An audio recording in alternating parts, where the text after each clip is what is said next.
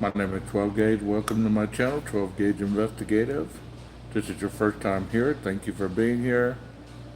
I was saying a lot of stuff earlier, and I guess YouTube got pissed off and either booted me or my connection sucks or something. But anyways, I'm back. So if you're watching the other one, this is part two to what I was talking about. Hey Sirius, thank you for being here. I don't know what was going on with my connection. Um, okay, so maybe this one will be a lot better because I'm not I'm not using the hotel's Wi-Fi, so maybe this will be a lot cleaner. So, welcome back, everybody. Thank you so much for coming back. Like I was saying earlier, as far as the responsibility to do the right thing as a creator on this platform is imminent not only to the people that are watching it currently, but to the people that are coming up after and watch this on replays and watch this on other forms of communication. Because you can't tell me that as a creator we don't have influence on people's thoughts. We don't necessarily have to say you have to believe like we do, but if you're getting on a platform and you're talking as if your words are specifically factual, almost to the point where you're getting upset when somebody goes against what you say, then that is tyrannical. It is very what's the word? Irresponsible. It is very irresponsible. Hey Randy, I was wondering where you've been. Um, Very irresponsible. It's kind of like if I wanted kids not to play with guns and I got on my channel every night and I had a gun sitting on the table, or if I was twirling around a gun or about it and saying that there's nothing wrong with it and the government just trying to rule us and I'm just trying to protect us from the government and these false arrests and all this other stuff, but I don't have any kind of clear cut examples on what the government has done to me to make me so anti government, then that's irresponsible. It's kind of like in the true crime community, there's a lot of people that do not like the government or law enforcement due to the fact that they feel wronged in life. Wronged from situational events that they probably caused themselves. And they still have not gotten to that point of the aha moment or aged out in their mindset where they take accountability for the things that they've done. And we all must get to that point, whether it be at 20, whether it be at 30, whether it be at 40, or whether it be at 50. Eventually, we take accountability for what we've done and what we've said.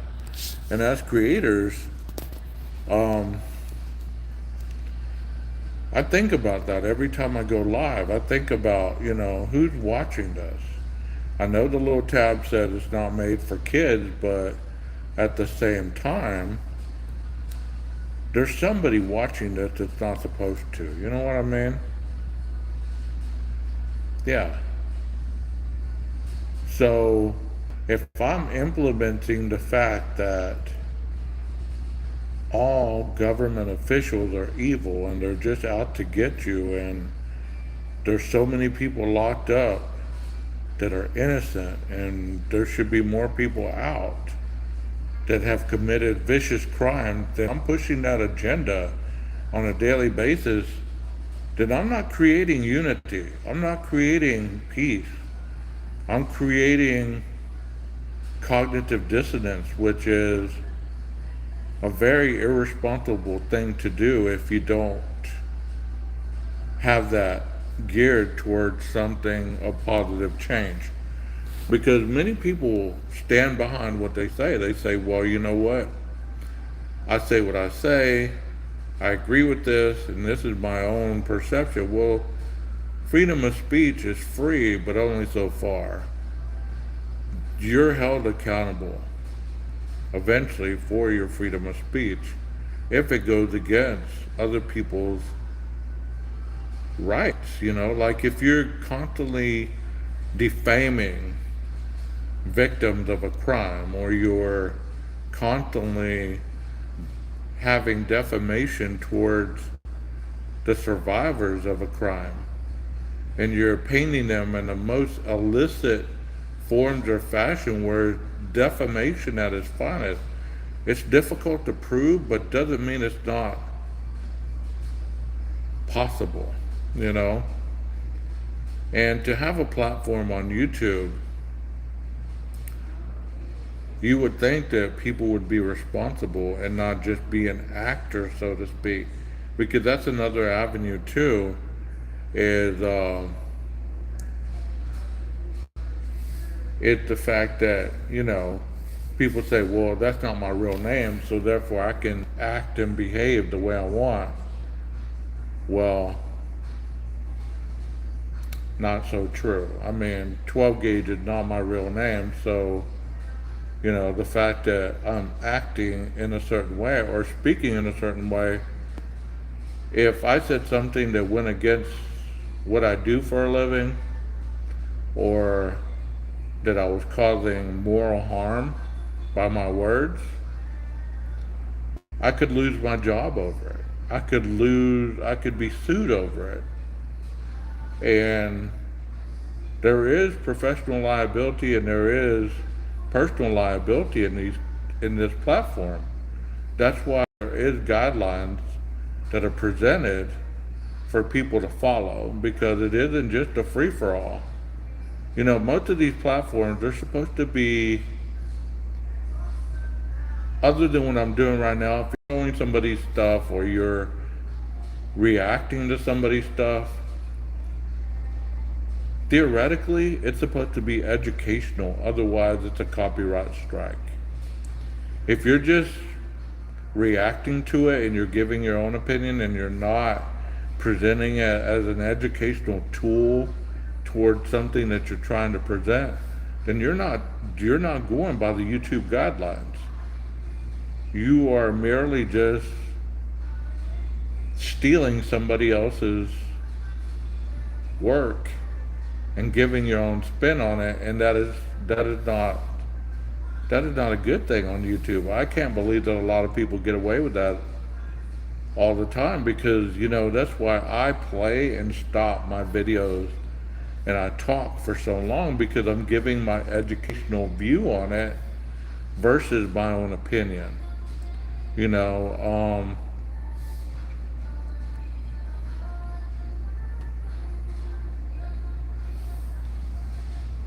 Yeah, I like that, Chloe. You said defamation law gives 0 Fs if you're using your real name or not. People are held accountable. That's true. Yeah.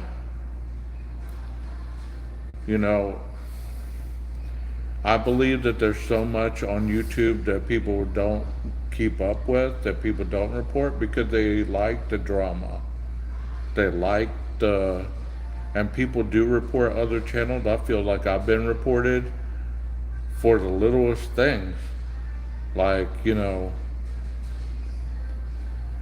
I've gotten copyrighted. Hell, at the very beginning of my YouTube stuff, I was down for 2 weeks. They gave me a 2-week ban. I couldn't upload, I couldn't do anything. And hell, I just faced a 1-week thing, and I'm not monetized because of something that I supposedly.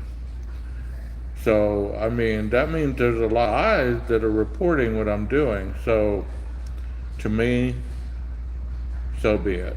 So be it. I mean, right now, this is not going against community guidelines, because I'm merely just speaking about what I learn and what I know and who I am. How can you debate that?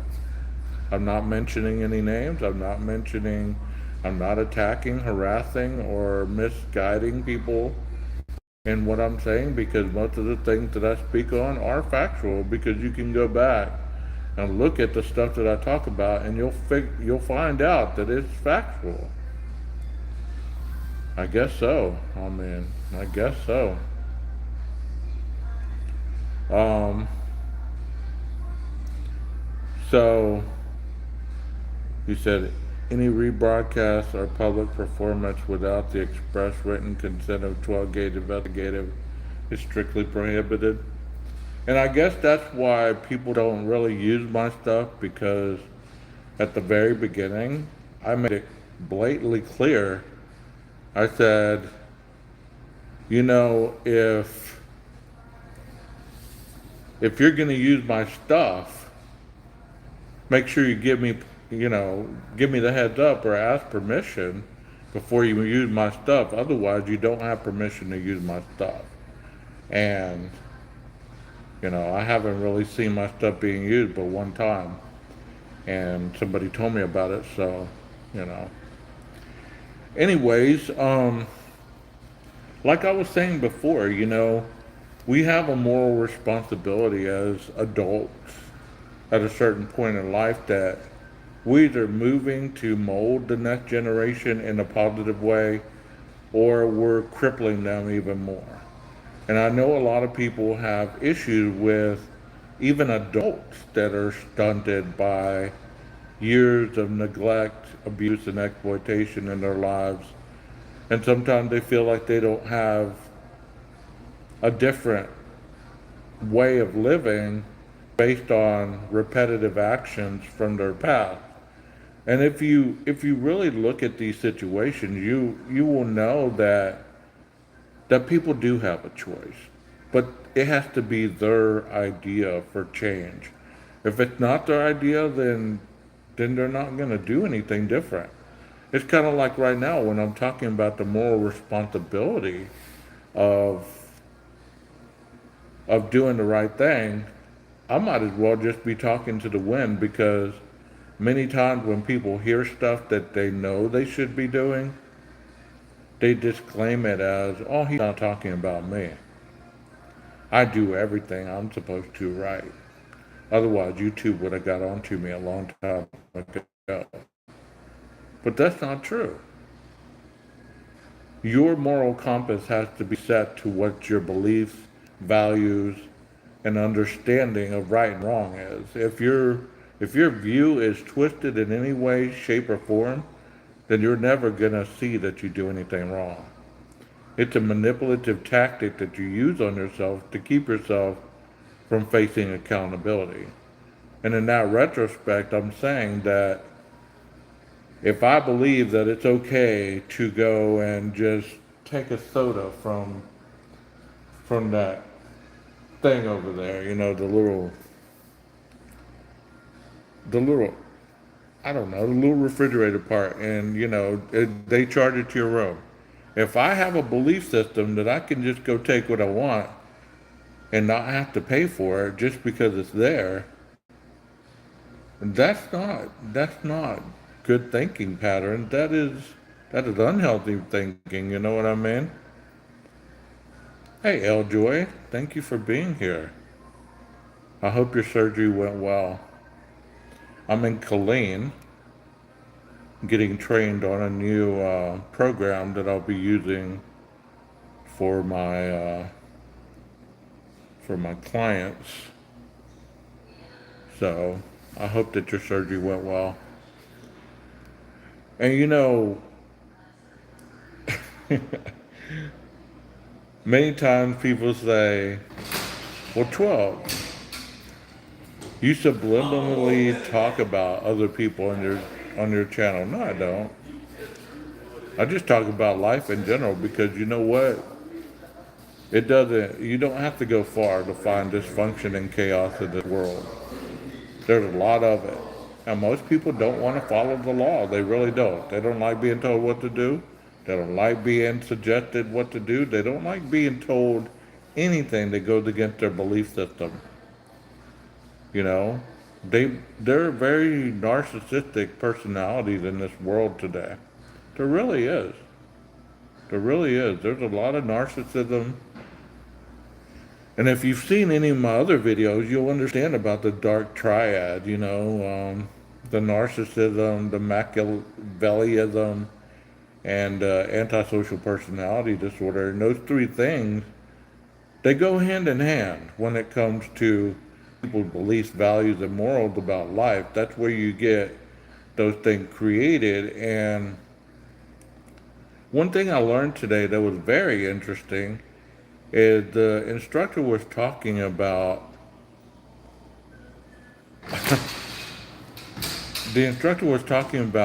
you know, what traits a serial killer has, early on, because he was on a on a case where he was, updating cold cases or whatever, and he was deep diving into it, and that was part of his job. Um, and he was telling me, he said, or telling the class, you need to be very mindful of people that play with fire, people that, obviously wet the bed at early ages, and people that are cruel to animals. And that's what I was saying earlier when people have that disregard or that mental image that all serial killers or killers are mentally ill, and it's really not true. 1 in 4 is what I said earlier. So, in that retrospect, I've come across people that, early on in life, they had a fascination with starting fires. They had fascination with being cruel to animals. I've actually been involved with people that actually did that stuff, and it makes you wonder what type of life these individuals ended up having based on having those type of early life issues. Um, Jeff just sent me something. Um, hey ZZ Tips, how you doing? Anyways, I was saying that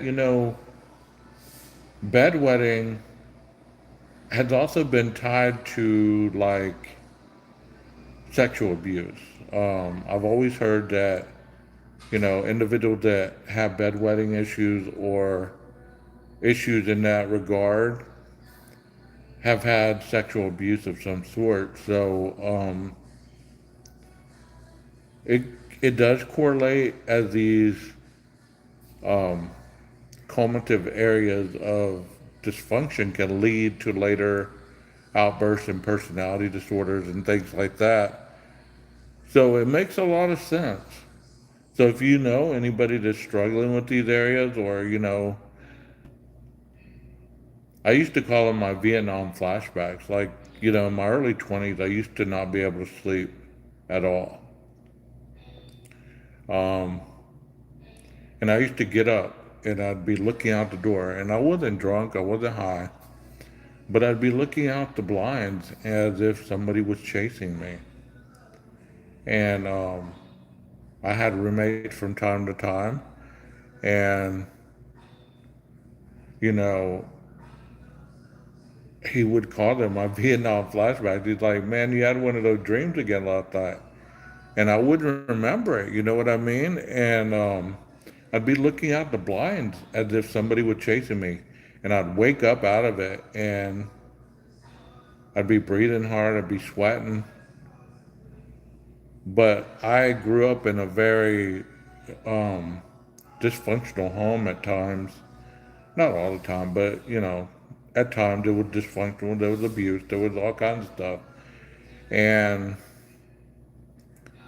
as I say, the middle of the night is usually when those type of things happen. Because you're sound asleep, you get jerked out of your sleep.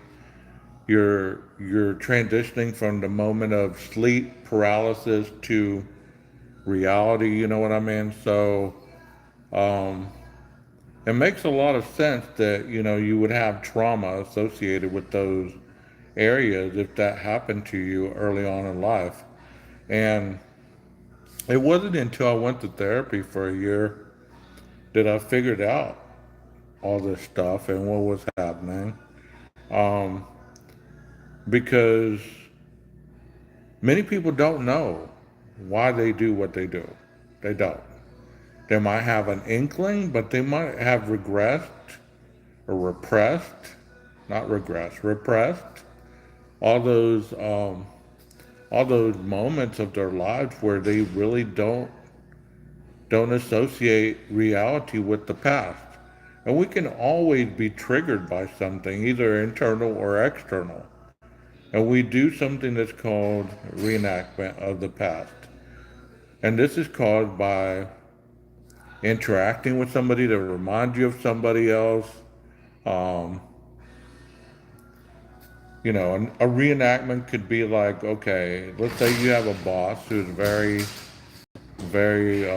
flirtatious or very doesn't have good boundaries. And let's say that you've been sexually abused. Let's say that, this triggers something in your mind where you just get this cringe effect, you know what I mean?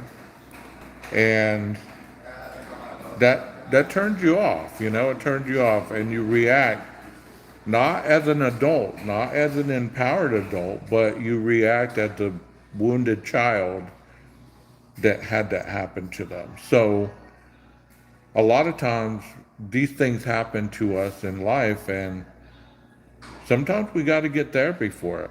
Sometimes we got to get help. Sometimes we got to have people to listen to us because, you know, otherwise you're just going to continue to go through life not understanding what the hell is going on with you. And I had to get therapy. I had to get therapy for a year, and I learned a lot. I was a 30-something-year-old man going through play therapy with a therapist, like doing stuff that a kid would be doing.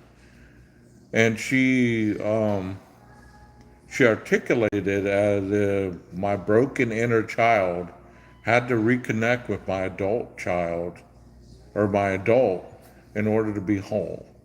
Because we do have inner child work, we have broken inner child, which if somebody has a broken inner child, that means that they have areas in their life that are incomplete with trauma filled responses, meaning that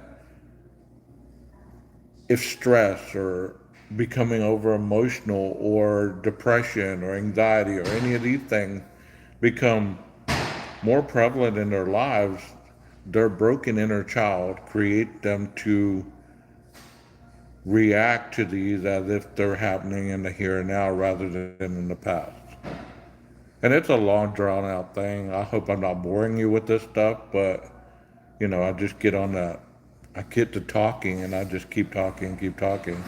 Thank you so much for giving me 17 likes. Let's see if we can get to 25. See if we can get to 30 tonight. Man, I got to 30 the other day. I was so happy. People were so generous with their likes. I was like, man, that is awesome. Um, so let me know in the chat if this stuff is really making sense because, you know, um, I could talk on this for hours because I used to do groups for 3 hours, 6 hours a night, 6 hours a day. And, so I learned how to be vocal, because I haven't always been a vocal person. I would have my moments. If I felt comfortable with you, then we could talk all night. But I'm very cautious as to who I get close to because many times people have burned me if I've gotten too close to them, or they use something to get something that they want, and then they move on. So I don't know if you guys have ever noticed that type of person. So back to personal responsibility as a creator, you know, kind of like what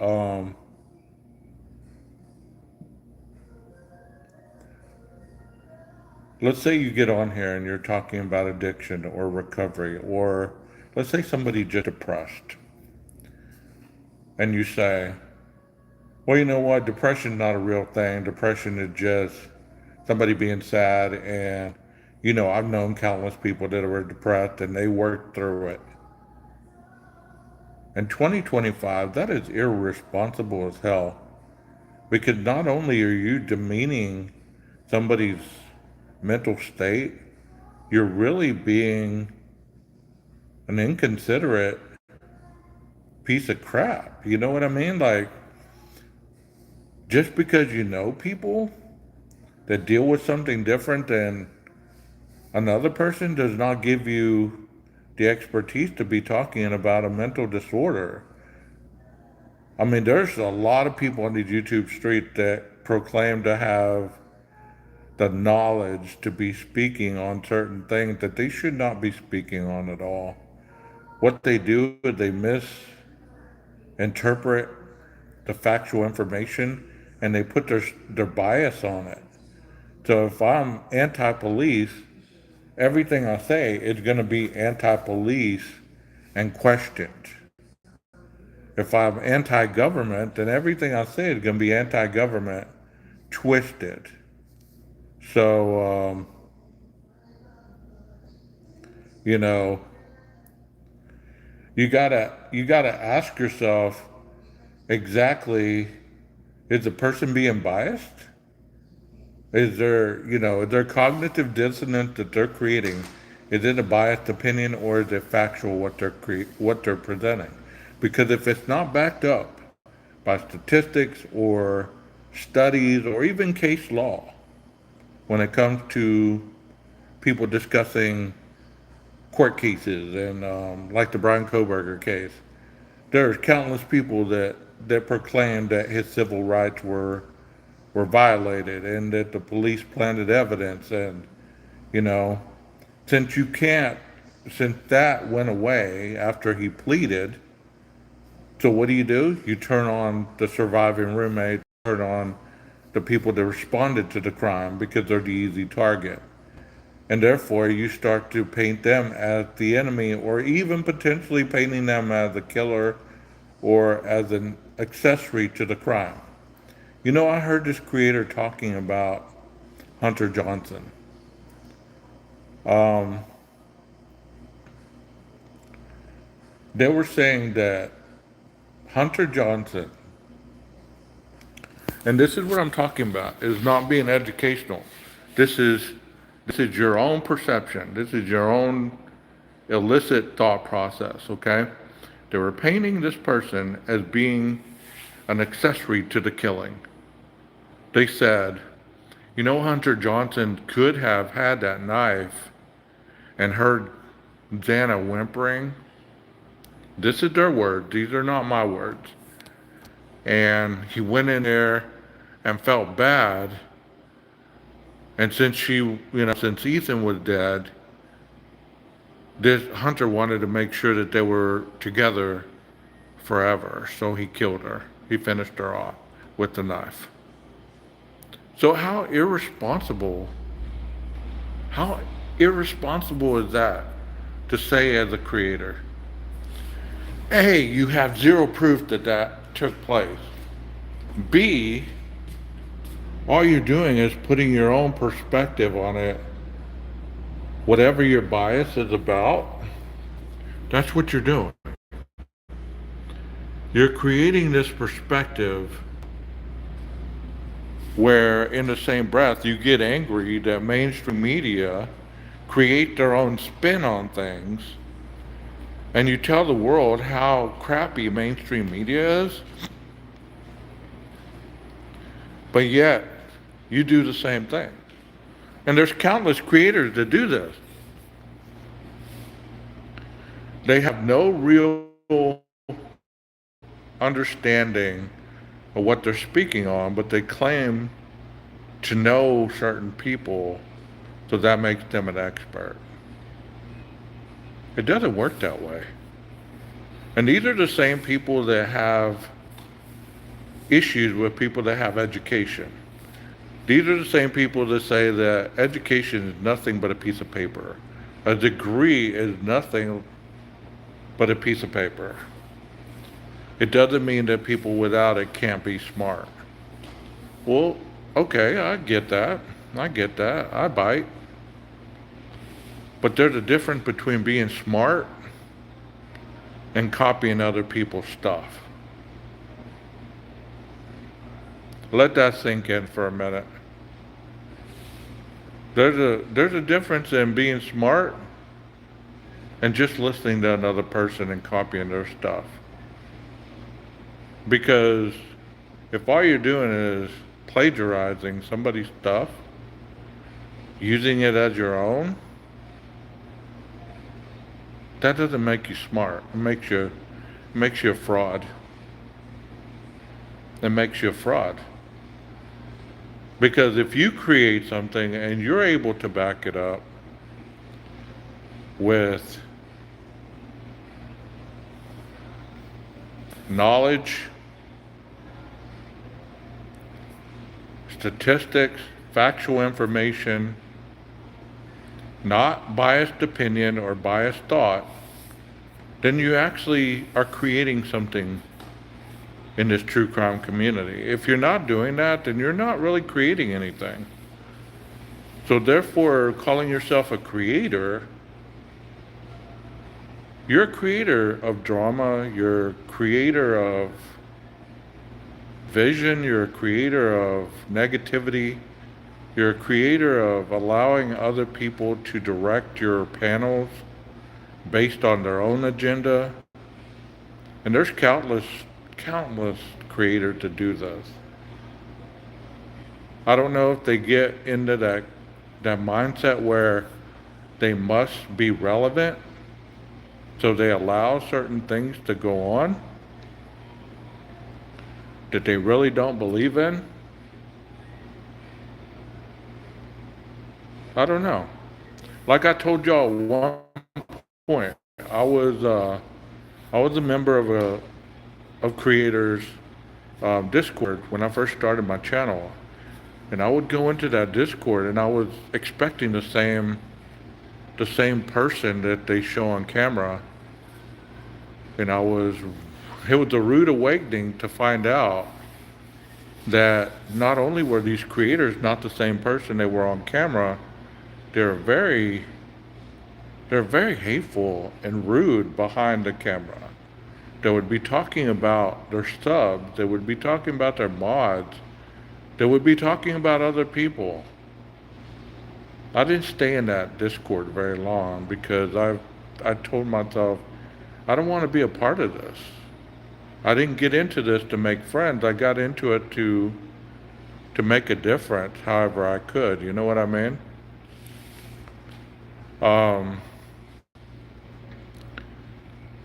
And that's why I've been talking about this stuff that I've been talking about, because it is very detrimental to people, regardless if you agree that YouTube is just for entertainment purposes, that you're just entertaining people.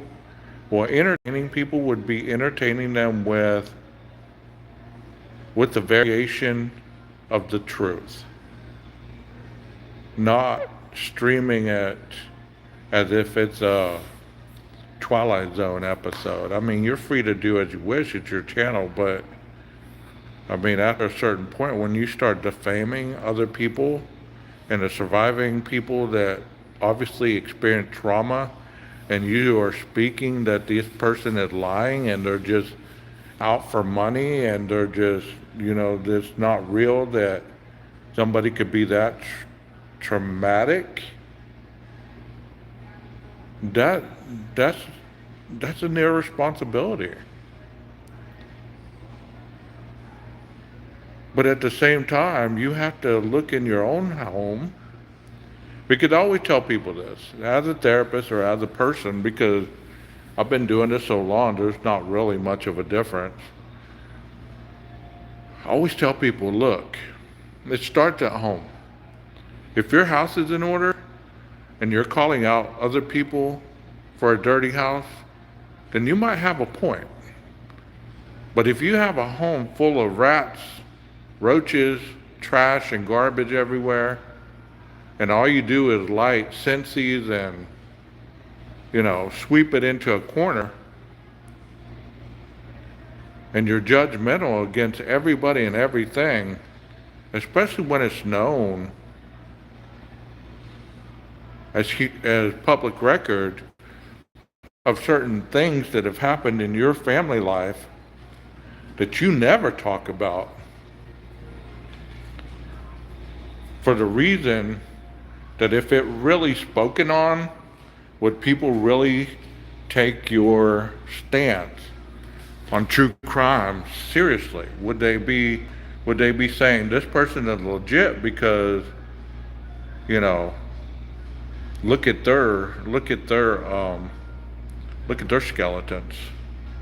You get what I'm saying? Like, I know some stuff about a creator that he never talks about, but early on, I heard from another creator, and he presented receipts, as many people say, about this creator and a family member of theirs.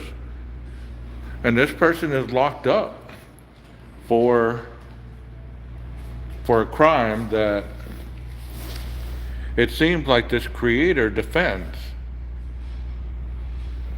Are they secretly defending their own family, flesh and blood, through their opinions on other people? Like, everybody that is implicated in a crime, all of a sudden, the only people that are guilty are the women, but the men are always innocent? It's just the women that are nefarious, or the women that are bad mothers, or the women that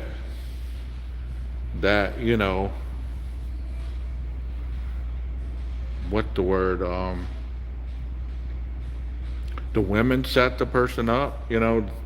This person is very anti-woman, and most of their guests are anti-woman. They say they love women, and they say that they're just like Brian Koberger stated, he could get any woman he wanted. Well, this person said the same thing,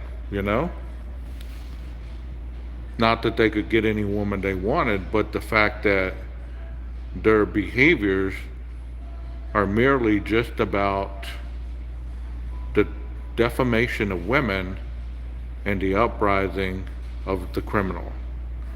So, if you're listening to this person, you see that based on their family member being convicted of a crime, they obviously don't believe the accuser, so therefore the accuser must have been lying, or the police must have got the information wrong, or the prosecuting attorney was just full of crap, and their family members should have gone free. You know what I mean?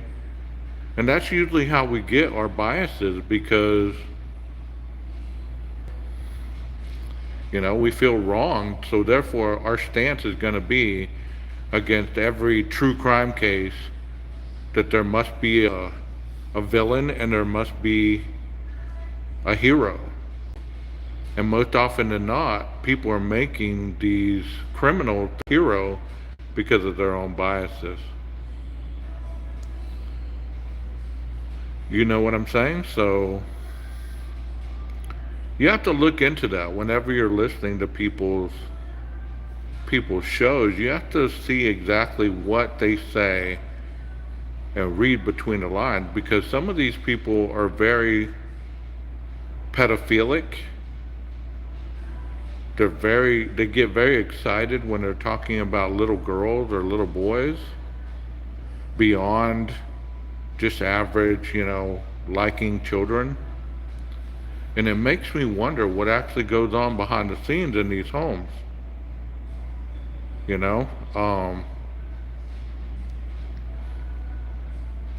But the only reason I'm talking about it is not to bring anything up against anybody, because I haven't said any names.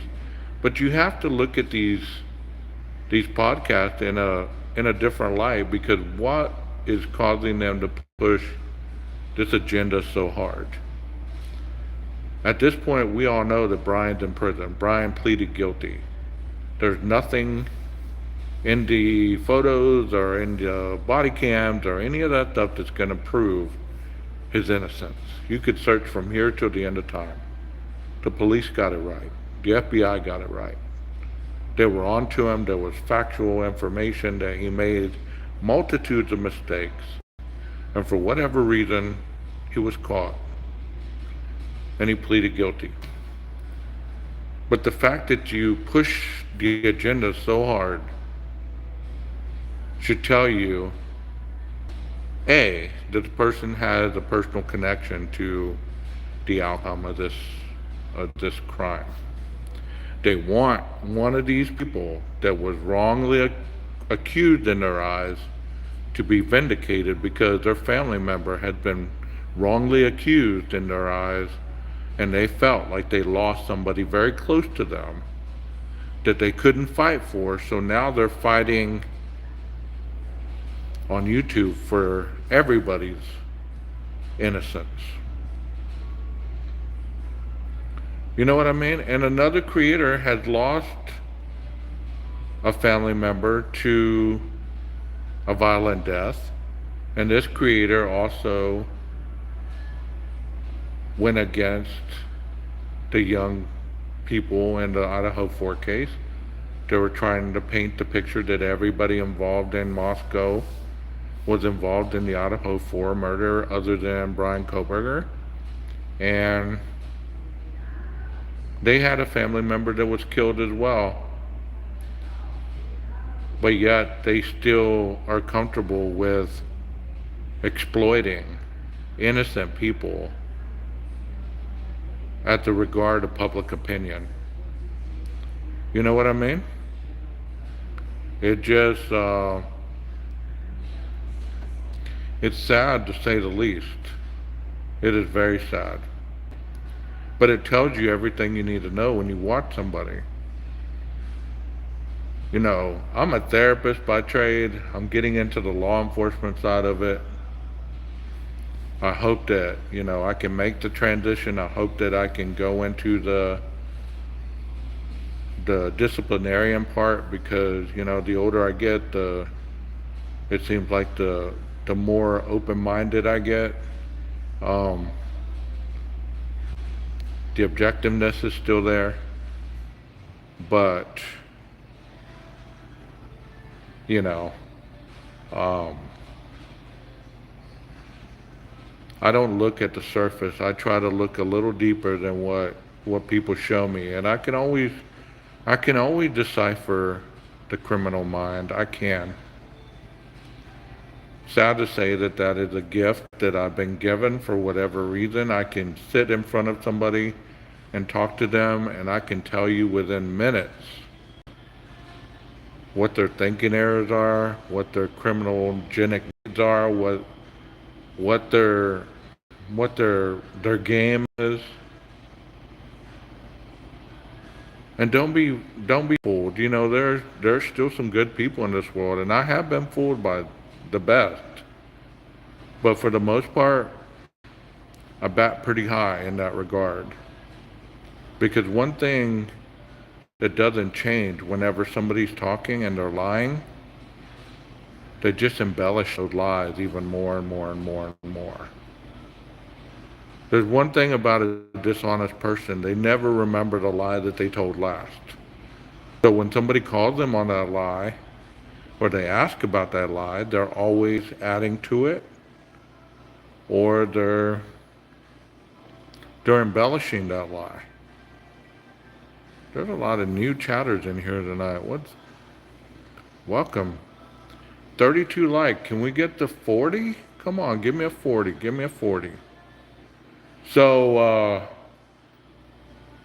you know, I've been speaking for a while now. My battery's still holding up, so obviously I have a lot to say. And once again, this is not inciting riots towards other creators. I'm just basically just calling it how I see it, you know? And am I always right? No, I'm not. But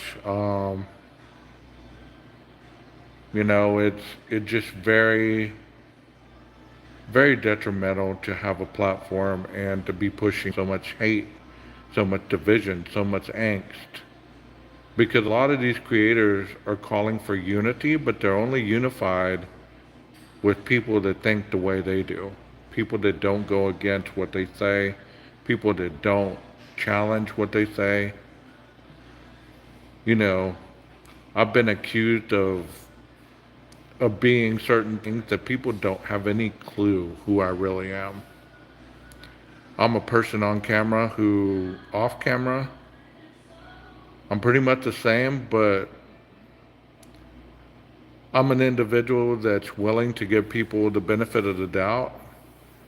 But at a particular point, if you continue to display the same type of behavior, then that's who you are in my eyes. And you can say that that's wrong or that's not fair, but you know what? People don't change that quickly. They really don't. They really don't. You know? And the quicker that you are on to game, the quicker that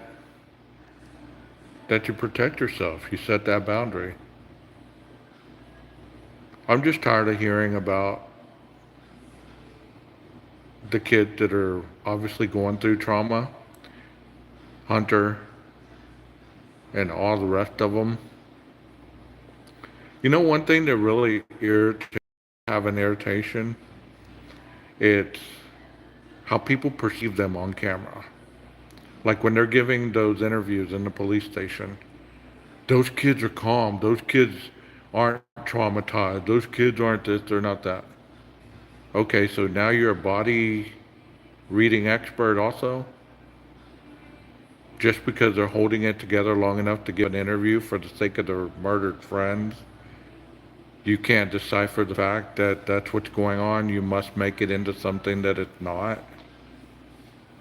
Look at Dylan. She's a hell of an actor. She's not really traumatized. Okay, but she's standing outside without shoes on.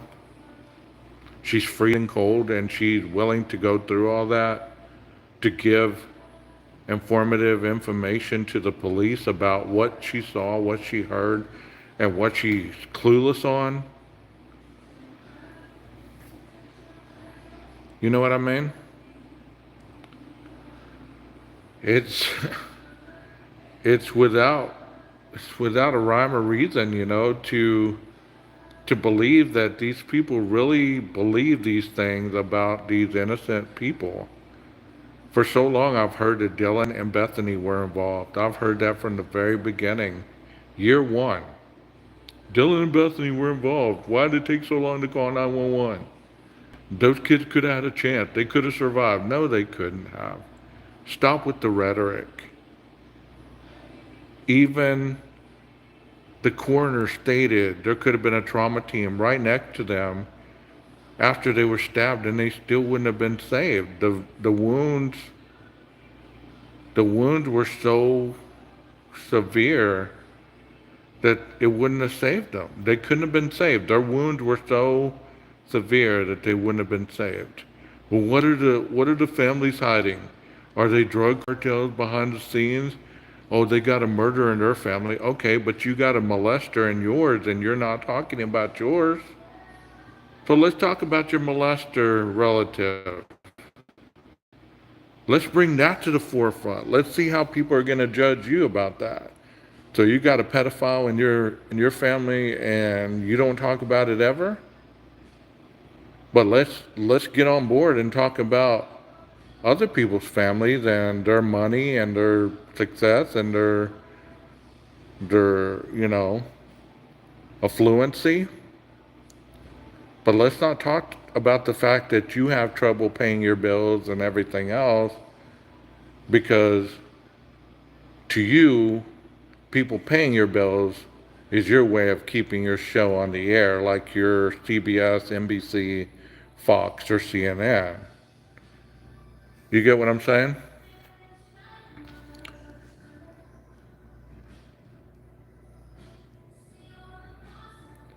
You know, If I couldn't afford to be on this live stream, if I couldn't afford this cell phone, if I couldn't, if I couldn't afford StreamYard, I wouldn't have it. Because as an adult, I was taught that, to be an adult, you're financially stable. You don't, you don't have other people pay for your stuff.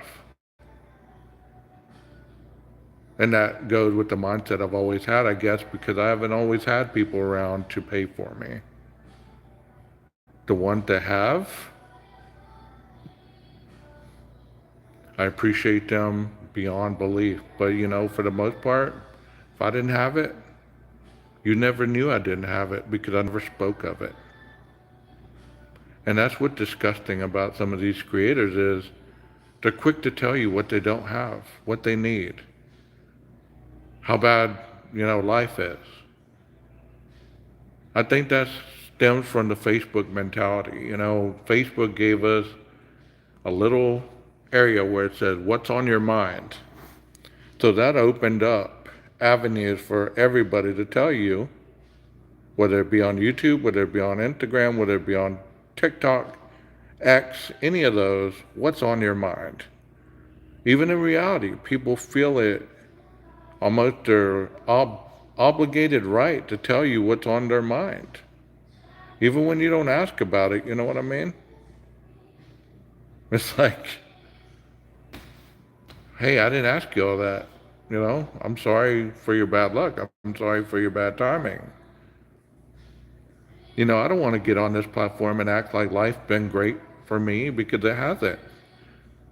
But that's not what my platform's about. It's not about me telling you how bad my life is.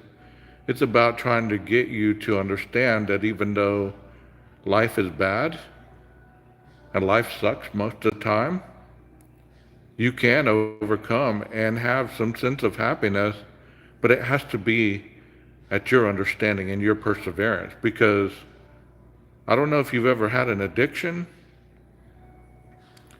but I've had multitudes of addictions that have been almost the death of me. And those addictions were hard as hell to quit.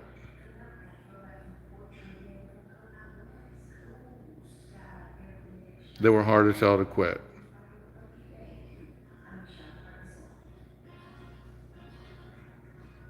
And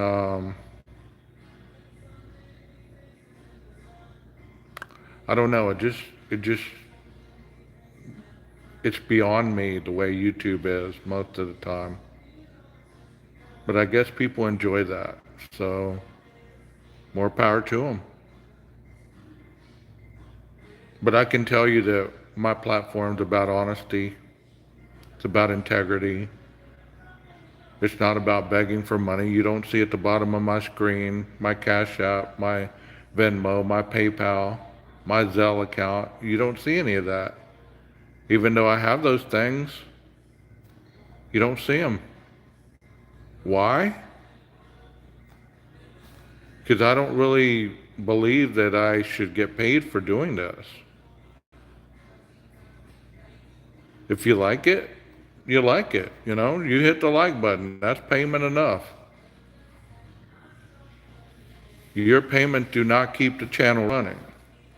The $44 StreamYard charges me, I can either afford $44 or I can't. All the Canva, the Pictory, all of those subscriptions that I have, if I can't afford those, then I don't do them.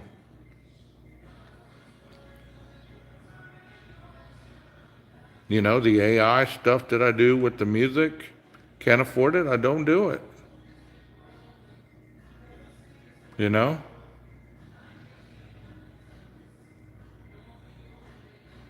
I've heard countless stories of people being scammed on YouTube.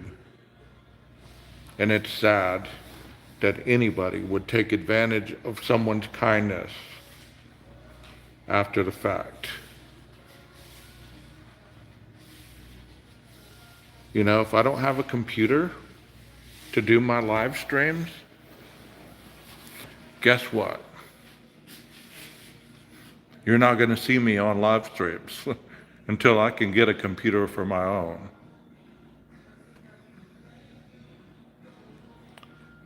We all have some issues to deal with. No shame if you're an aka jerk. Granddaddy always said, don't be a turd. I don't know what that means, but you're right. I mean,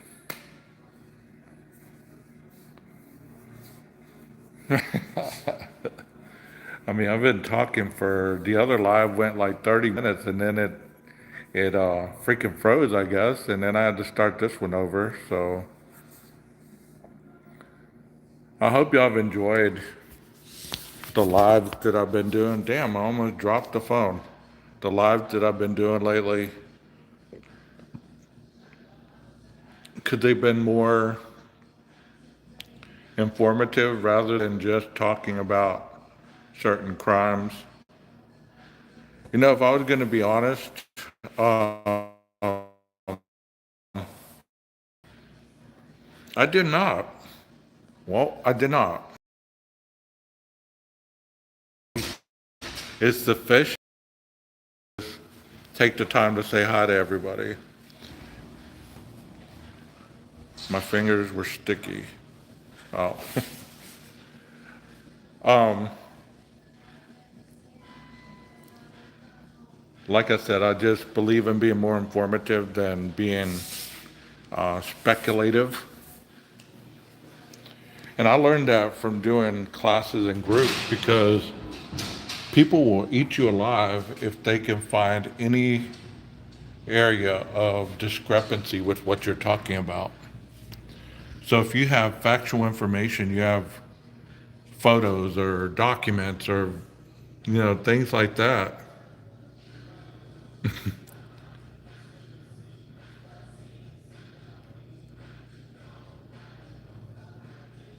No, I didn't know that. I didn't know that. So that's an awesome thing, Chloe. She says, did we talk about how the judge ruled in favor of the Laramie family in the Idaho 4 case? No, that's a wonderful thing right there.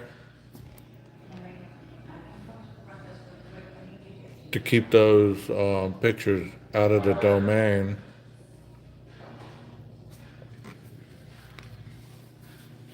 There's people with integrity in this chat. There's people with actual jobs and responsibilities to go do things on a daily basis that we know nothing about. They're fighters.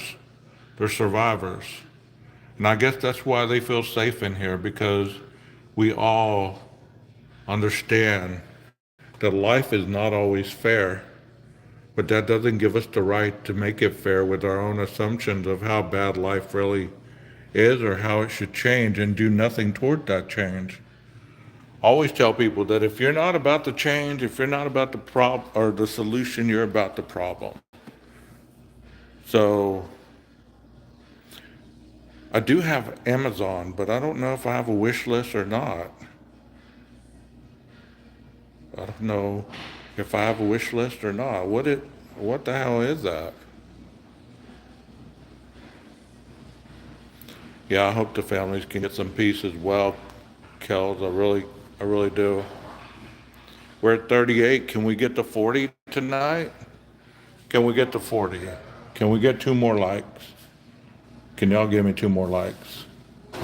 Just so I can say I got to 40. And 1 like. 2 likes. I need 2 likes. Let's go outside. That way I can show you the outside of Colleen. I can turn this camera around.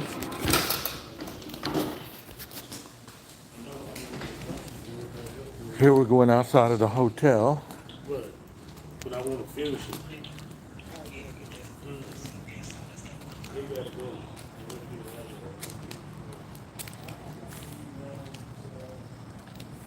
Thank you so much for hitting the likes. We need 1 more for 40. Can we get 40, y'all? Can we get 40?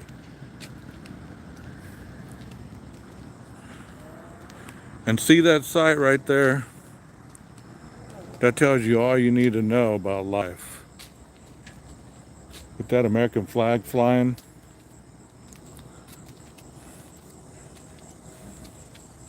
that should always give you hope that life will always get better. You know what I mean?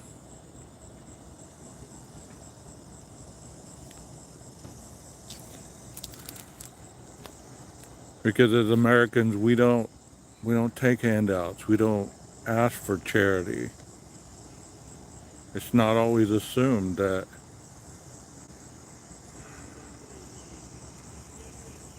we just roll up our sleeves, lace up our boots, and get to work.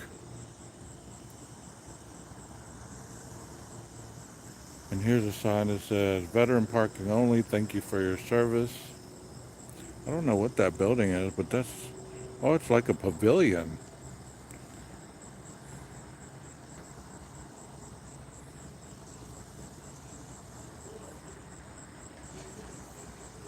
That's a pavilion in front of the hotel. Let's go take a look. And there's the hotel.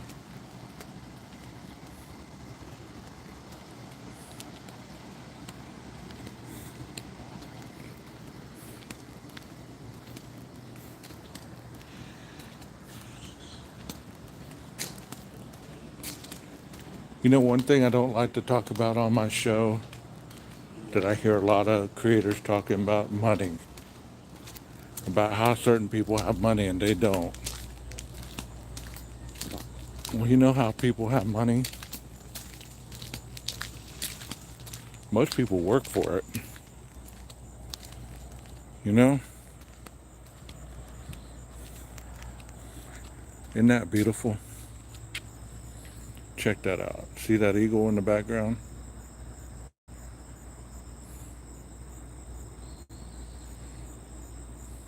What do y'all think of that?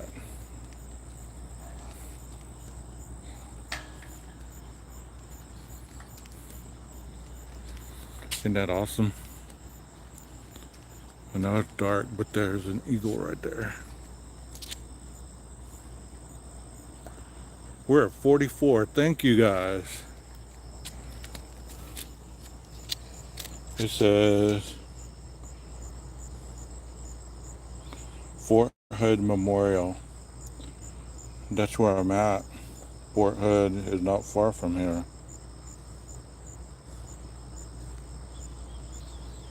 If y'all know about the Fort Hood shooting and stuff, that individual that was killed by her commanding officer. Here's a poem. It says, Amy's poem. I love life. You took that from me, but you can't take my legacy. You didn't touch it. Nadal Hassan.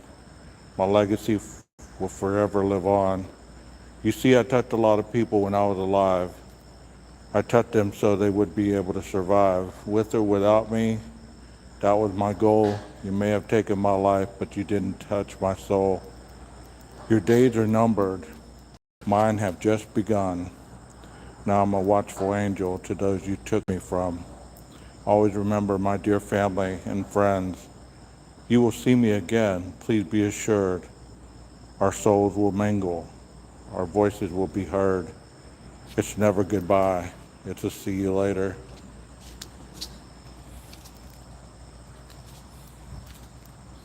That is beautiful. Some gave all gave some sacrifice. Isn't that beautiful?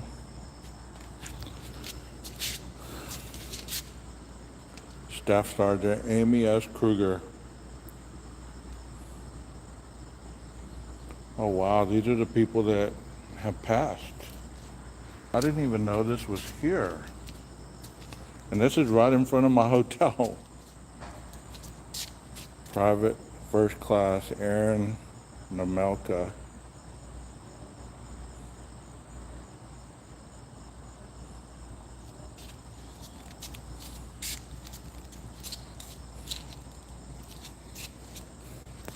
Wow, look at that. This individual was a Chargers fan. He loved golf, fishing. Wow, that is awesome. Private First Class Michael S. Pearson.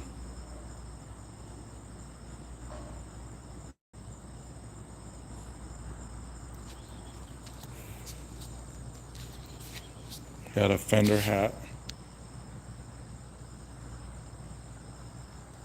This is amazing. I didn't even know this was here.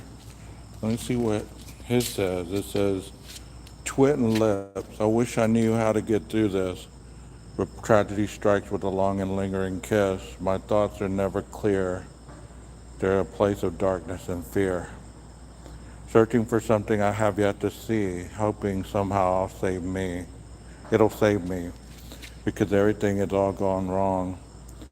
The whisper of darkness is growing near. I only wish that Aaron was here, but he was taken away from me at Fort Hood. He died in a way that no one should. He was 19 and full of life. He lost his dreams, and that cuts me like a knife. Without him, here my world is faded. It feels as though I've been sedated. People think that I'm doing fine, but I've been screaming inside all the time. How could God take him? It was the other men that chose to sin. I know I should escape the darkness, but it's there that I feel the closeness. It's there that Aaron is by my side, my partner in crime along for the ride. At least I know he got his wings. He always wanted those damn things. I know that he'll always be watching, taking his part in everything. He was the best twit a lips could ask for. By taking him with me, I can truly soar. I'll be working hard to make him proud, so he can hoot and holler from this very own cloud. We'll be together again, and then that is when our journey will truly begin. We were always destined to be forever friends, him and me. Alyssa R. Lindenberg, 22nd April 2010. Wow. This one says, I look only to the future for wisdom, to rock back and forth in my wooden chair, grow out of the beard of the earth and play my experience through sound.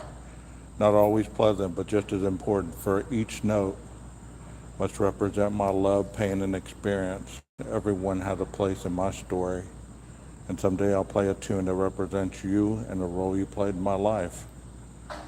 Michael Pearson.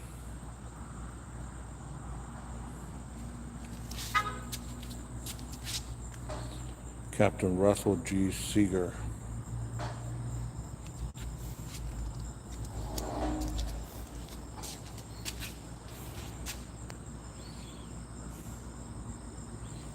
Crayola box. Some change. I fought a good fight. I've finished my course. I've kept the faith. 11 Timothy 4 or 2 Timothy 4:7.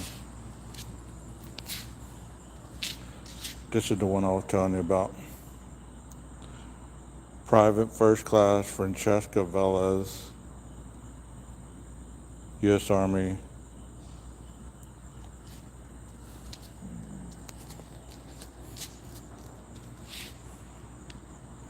Scooby-Doo, it looks like.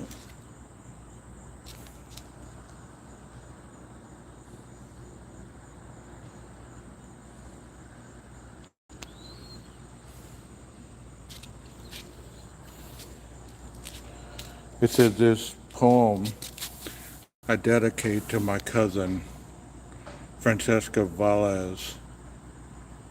She was without a doubt a true loving soul. Outstanding human being. Not a day goes by we don't remember and miss her. Young heart stopped beating. A beautiful soul laid at rest. God broke our heart to prove he only takes the best. What a life to take, what a bond to break. We'll be missing you. This earth lost a soldier, but our heaven gained a warrior. Life will never be the same without you. We love and miss you in our hearts forever. Love you, cuz. Shalamil Rodriguez.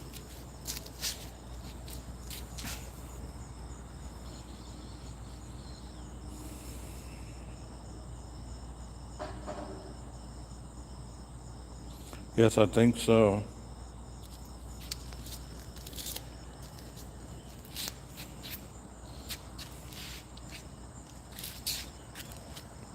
What would they put on your memorial if you were going to put something that reminded the world about you? What would you put? It says, who was Colonel Warman? She was a strong and resolute soldier. Look at her record. Ask the Army and those who served with her. Speak to her patients who miss her care and cherish the peace she gave them. She was a gentle and effective healer. She was a wonderful mother and grandmother. Ask her family who yearned for her to return. Ask her husband what had become of the joyful love of his life and the other half of his soul. Here am I, send me, she said, and with her comrades bravely met the enemy here at home. Her mark left clearly on the world and all those who knew her. Philip Warman. Private First Class. So look up the 5th of November, '09, and it'll tell you what I'm talking about.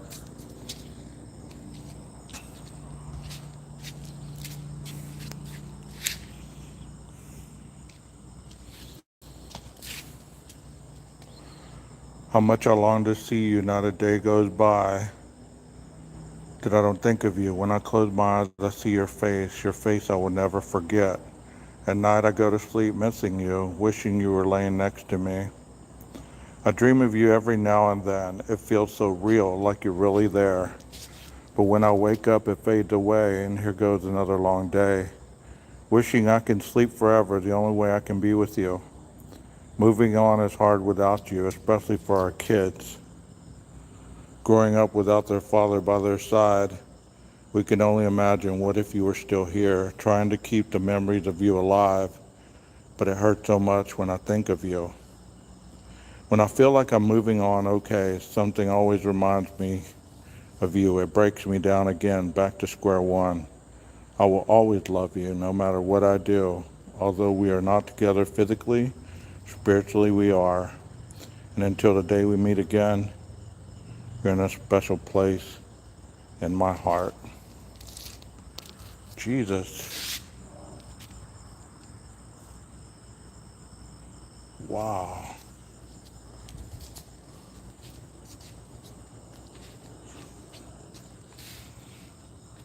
See the stethoscope? I have to look and see what this was about. I feel bad for not knowing. And there's another memorial over there. I'll let you read it.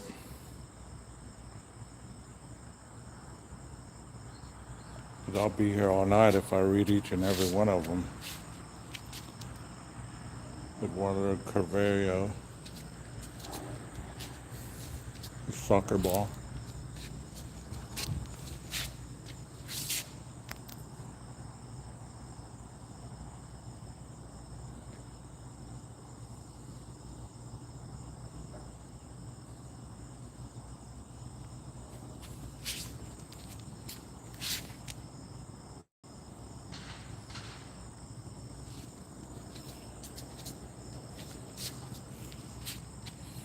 It says, those we love don't go away. They walk beside us every day, unseen, unheard, always near, still loved, still missed, and very dear.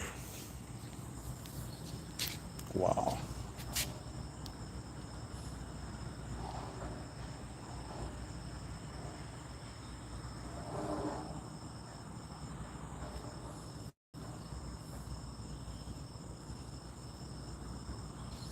You know, I'm glad I came out here. I wasn't going to come outside. I'm really glad I did. Check that out.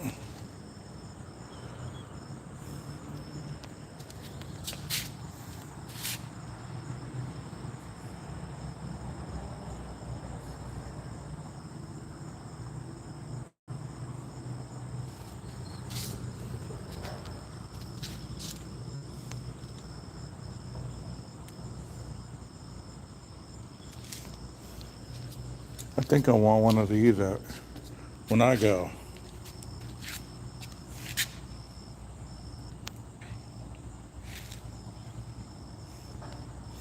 The Dark Tower series by Stephen King, Lord of the Rings trilogy, J.R.R. Tolkien.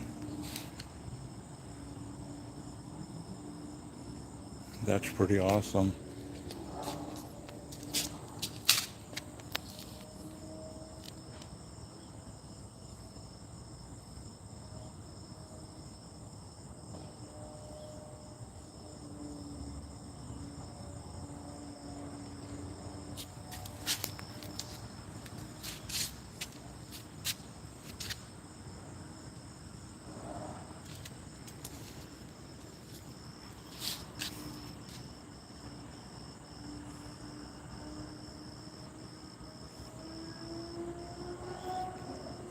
Pantera.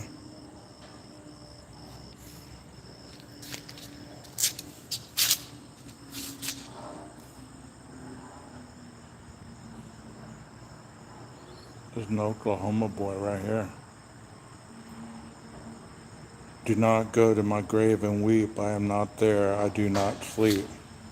Do not go to my grave and cry. I am not there. I did not die. Wow.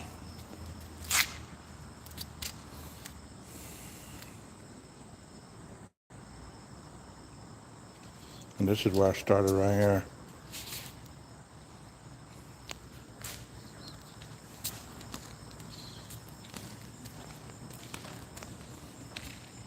Here's the story. It said at 13:20 on a Sunday, Thursday afternoon on the 5th of November 2009, soldiers at the Fort Hood Soldier Readiness Processing Center medical facility were attacked by one of their own. An active duty Army medical officer dressed in his uniform and armed with a semi-automatic pistol with laser sights, a revolver, and more than 300 specialty rounds of ammunition opened fire on his fellow soldiers. The attack lasted for approximately 10 minutes and ended in a gun battle with two Fort Hood civilian police officers. 12 soldiers, one civilian contractor, and one unborn child were murdered. 30 soldiers and one police officer were wounded and left with life injury. There were many heroes that day, those who charged the gunmen, led the wounded to safety, and provided life-saving support, warning to others. During the decades-long wars in Iraq and Afghanistan, this was the first terrorist attack on an Army post at home and the most deadly since the attacks of September 11, 2001. Thank you for being here to honor and remember the fallen, wounded first responders and countless others affected by this tragedy who were living the wounds, both seen and unseen. We especially want to honor those who gave their lives that day. They will be remembered for their dedication and selfless service to the nation. May this memorial convey the honor they so richly deserve. When attacked at home, we did not falter. Civilian and soldier together, we protected, we fought, and we healed. From the families of the fallen, wounded, and many others affected by this tragedy.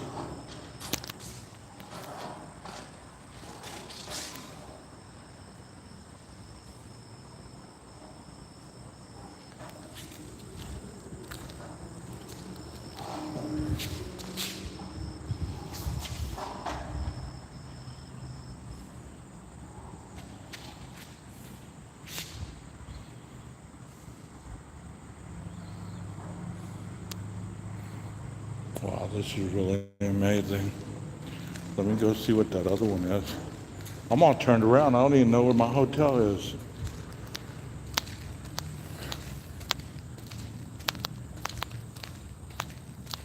I'm just walking around in the dark. There's another eagle.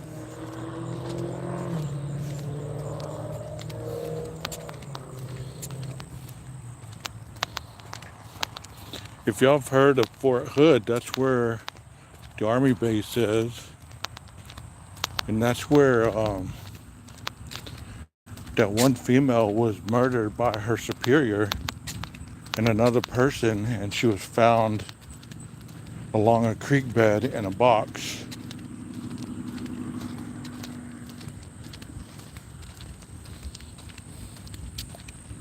And that happened here in Fort Hood.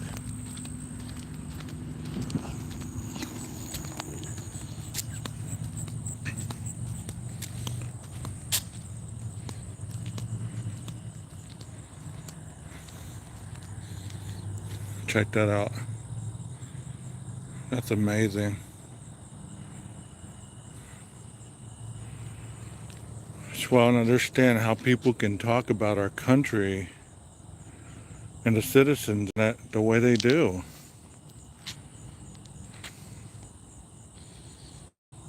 Wow. That's beautiful.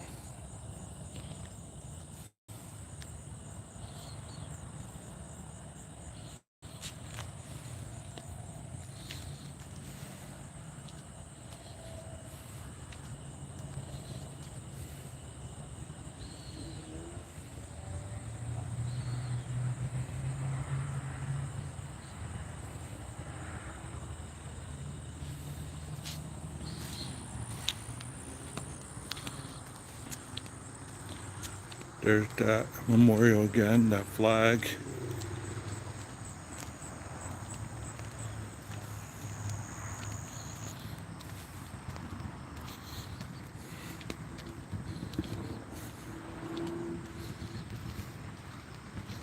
Where else can you get live streaming like this?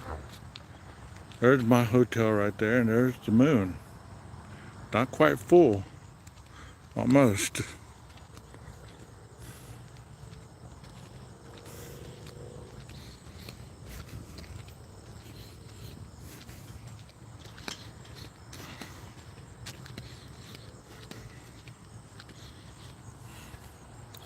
I love that. I look so freaking awesome on camera. And there's a moon in the background.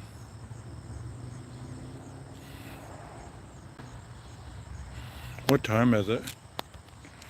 Anybody got Central Time? You type it into the chat. I don't have my watch on. I don't have the ability to see the time. Wow.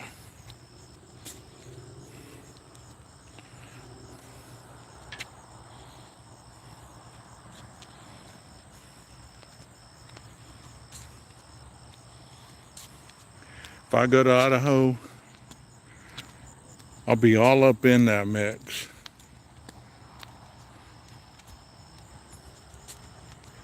$12:04, 11:04. Thank you.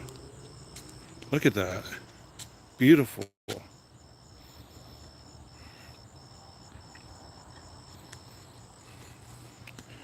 Yeah, if I go to Idaho, I'm going to be walking around.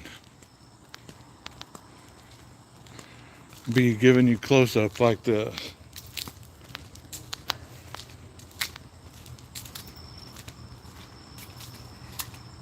Beautifully done, Colleen. Beautifully done.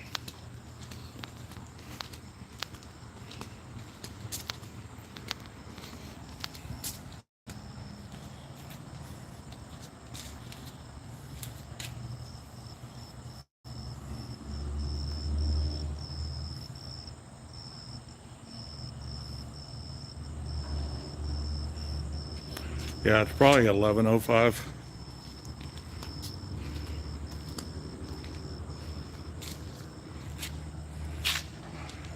Beautiful.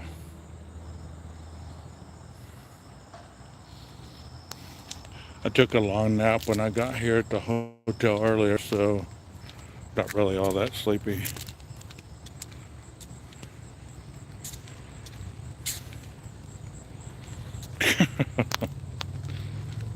Well, I'll probably take my AR with me, so my gun and myself. And y'all know I got a machete in my truck, right?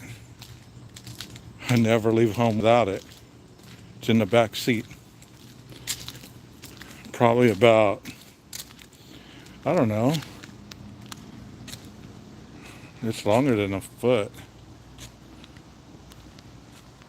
My room's like right there. Right where the moon is. Right there's my room, I think. The pool is messed up. So I'm like, damn, I wanted to sit in a hot tub. Well, you know what? You can't get everything. There's the pool.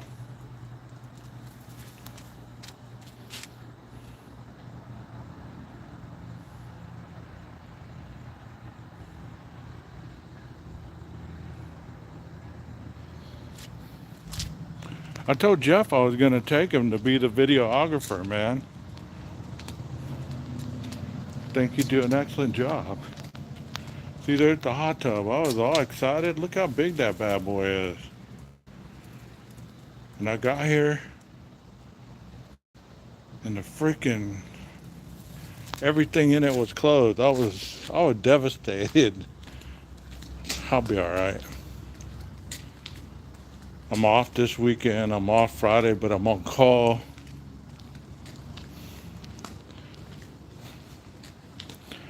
You know, I really love my life, and I'm not bragging by no means, because I never thought I'd be living this life like this. Like I said, when you're addicted, when you're struggling, this isn't normal. This is boring. You know what I mean? This would be boring to me back in the day. Get my steps in even though I don't have my watch on.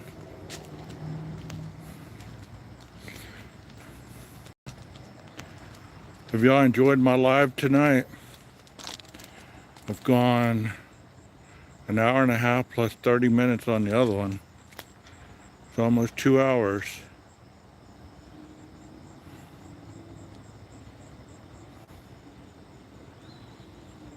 No, I got an AR-15 at my home. I can't get over that. That's the most beautiful thing I've seen in a long time.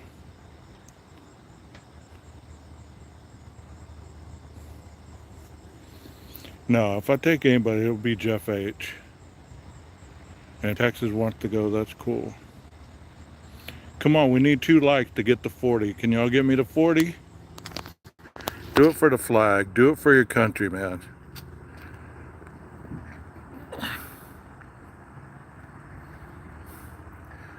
Do it for your country. Do it for me. 2 likes to 40. Come on. Come on. 2 likes. That's all we need. 2 likes. Come on. Get me to 40. Let me walk down here to the end of the driveway. Come on, 2 likes. Y'all can do 2 likes.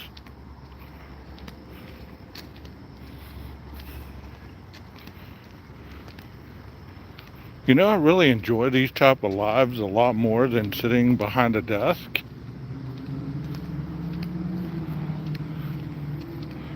If I had more time, I'd be on the road, like where crimes actually happened. I'd be the investigative person on the spot.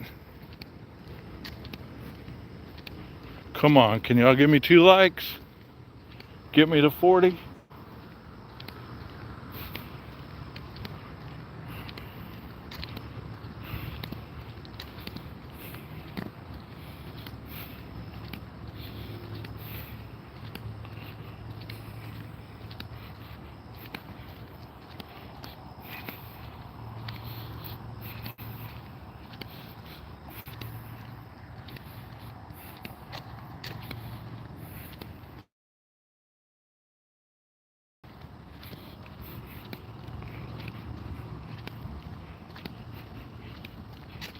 And I want to say, if you get offended, if you get word that I was talking about your channel or your real life situation, tough. You dox people every day. You talk shit about people you don't even know. and you make it seem like what you say is it's the truth. So the shoe fits, wear it. Be mad.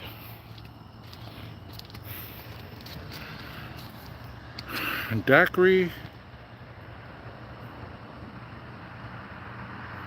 I don't know, 2 people took their likes away.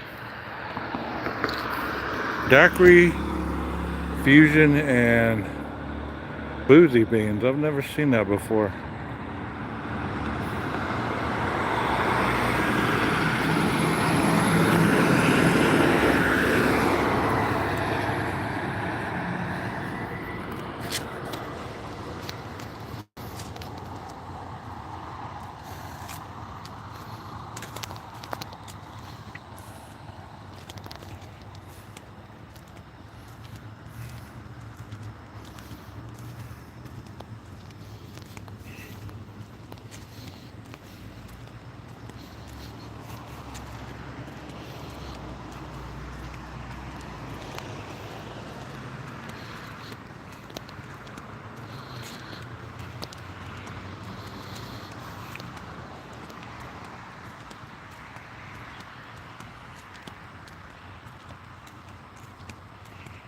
You know, one thing I gotta say before I close this out,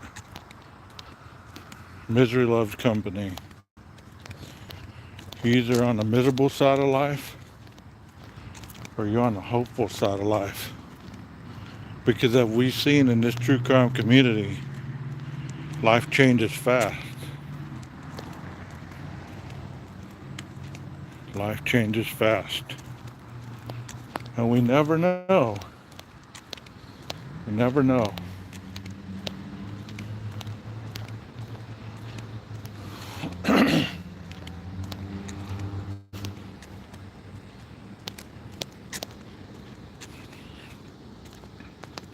It's cool. We probably won't get to 40 tonight, but it's all good. We got 38.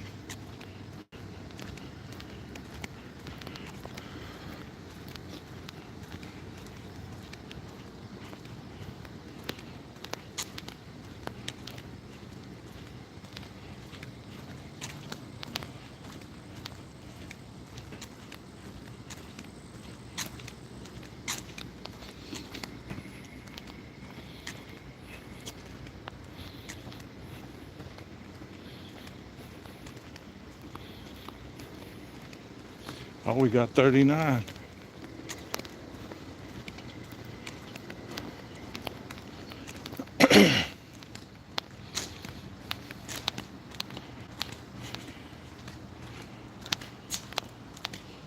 Let's see if you guys can go up the elevator with me.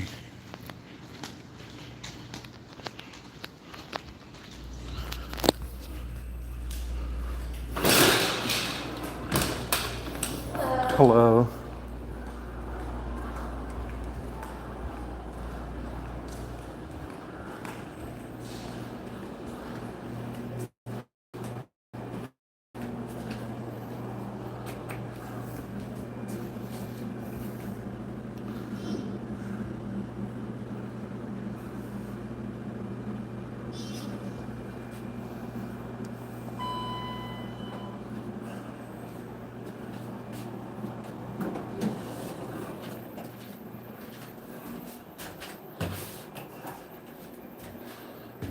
Look at all them 12s.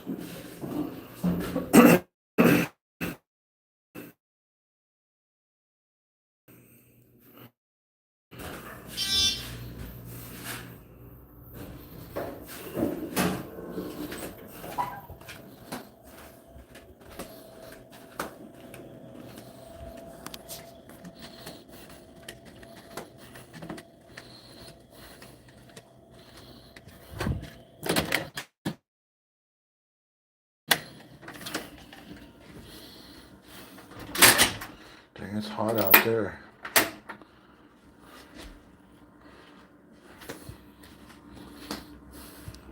Yeah, I didn't make my bed this morning. And like I said, I came in and I took a nap.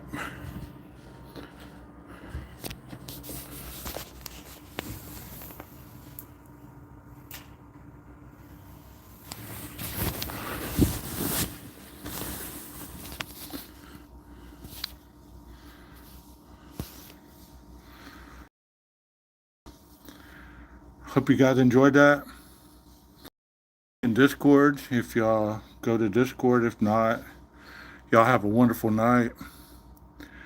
Thank you for hanging with the 12. And I hope that you continue to come back. Till we meet again, stay safe out there. Always watch your six. And try not to worry so much about YouTube. Sometimes it's not real. Most of the time it's not, but there are some times when people do give some good information. And I'll see y'all soon. I can't have Maestro cue the music because this doesn't do that like that, so see y'all.